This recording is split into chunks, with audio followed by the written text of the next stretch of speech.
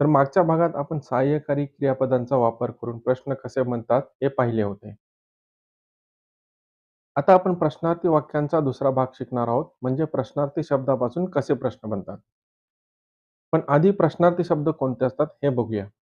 What म्हणजे काय, when म्हणजे केव्हा, व्हेअर म्हणजे कोठे, व्हाय म्हणजे का, हू म्हणजे कोण, whom म्हणजे कोणाला, whose म्हणजे कोणाचा, which म्हणजे कोणता, हाऊ म्हणजे कसा, हाऊ मेनी म्हणजे किती.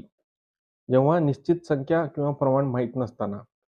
हाऊ मच याचा सुद्धा अर्थ किती, जेव्हा निश्चित संख्या किंवा प्रमाण माहीत नसताना.